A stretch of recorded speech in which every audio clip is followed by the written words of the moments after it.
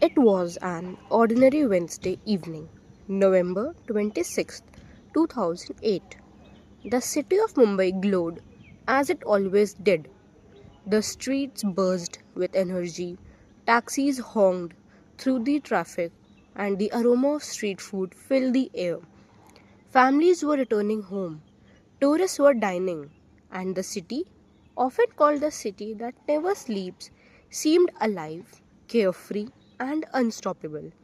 But that night, something sinister was approaching from across the Arabian Sea. A group of 10 young men, trained militants belonging to the Pakistan based terrorist organization Lashkar e Taiban, had set sail from Karachi. They hijacked an Indian fishing trawler named Kuber, killed its crew, and used GPS systems to navigate silently towards Mumbai's coastline. Hidden behind the calm waves was a plan. At exactly 9:20 p.m., the first attack began. Two terrorists opened fire inside Leopold Cafe, a bustling restaurant filled with locals and foreign tourists. Within seconds, laughter turned into screams, and the air filled with chaos and panic. Just moments later, gunshots erupted inside the Chhatrapati Shivaji terminal.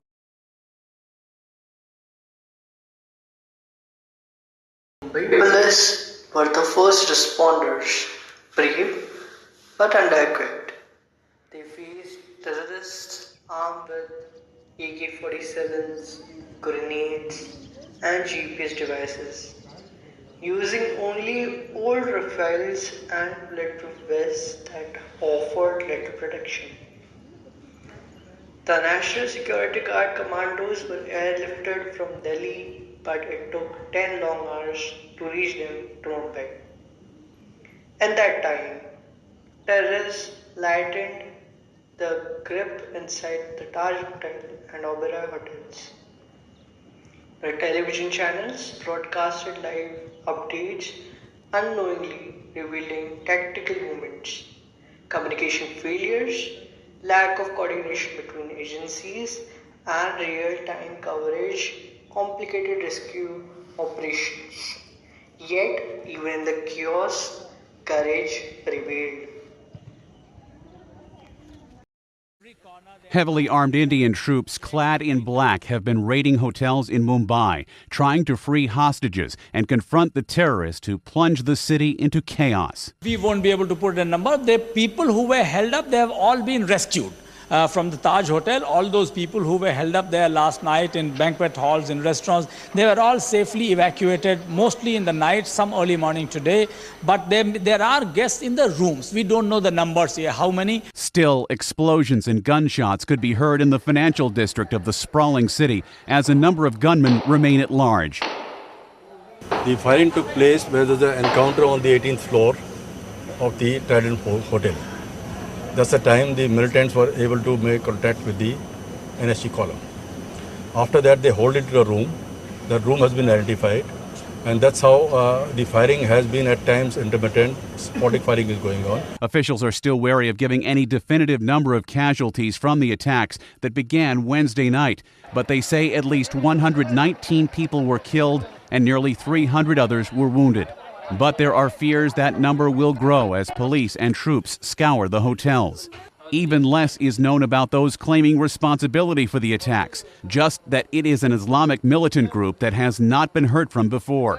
This kind of coordinated attack could not be possible without some kind of a strong network within the area and also within the country. Meantime, officials around the world are offering their support to India as they condemn the violence. This is a horrific incident which has shocked and outraged people around the world. This is the loss of innocent lives, people just going about their daily business who've been caught up in a web of terrorism. The U.S. is also offering its support, with President Bush calling and promising to help restore order in the nation. Ed Donahue, The Associated Press. In moments of terror, heroes emerge. Major Sandeep Unnikrishnan of NSG led the charge inside the Taj Hotel. His words, "Don't come up, I'll handle them echo in our hearts even today. He saved dozens before being martyred in the action. Assistant Sub Inspector Tukaram Omble showed unmatched bravery. With bare hands, he caught Ajmal Kasab, the only surviving terrorist, sacrificing his life to protect the nation. These heroes, along with officers like Hemant Karkare, Ashok Kamte, and Vijay Savaskar, symbolize the ultimate act of duty, laying down their lives for others.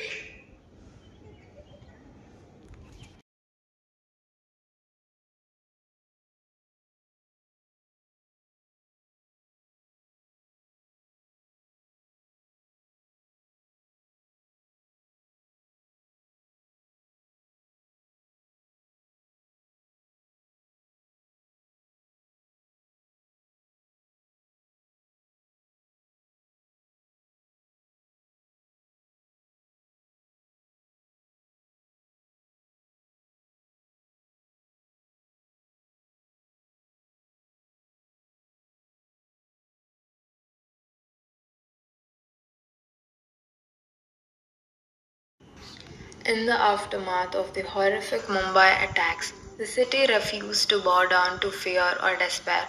Mumbai rose again, stronger, more united, and more determined than ever.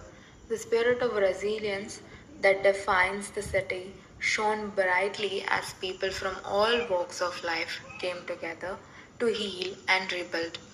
One of the most powerful symbols of the recovery was the Taj Mahal Palace Hotel, which reopened its grand doors just weeks after the tragedy. The hotel stood tall, not merely as a building restored, but as a monument of courage, hope, and defiance against terrorism. The Tata Group, owners of Taj, went beyond financial recovery and showed deep compassion.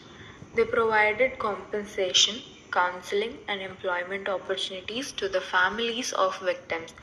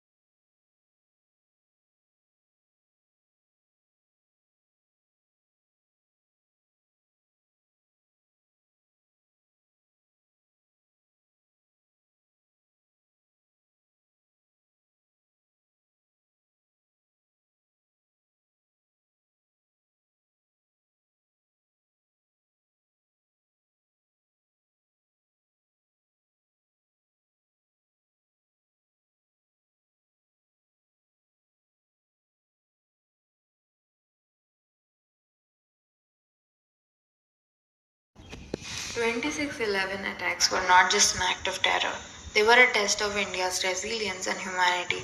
As gunfire echoed through the streets of fear gripped the city, ordinary citizens rose to extraordinary courage. Mumbai, though wounded deeply, refused to surrender. The tragedy exposed gaps in security and preparedness, but it also revealed something far more powerful: the unbreakable unity of a nation, from brave police and hotel staff who risked their lives to save others, to doctors, taxi drivers, and common citizens who stepped forward to help.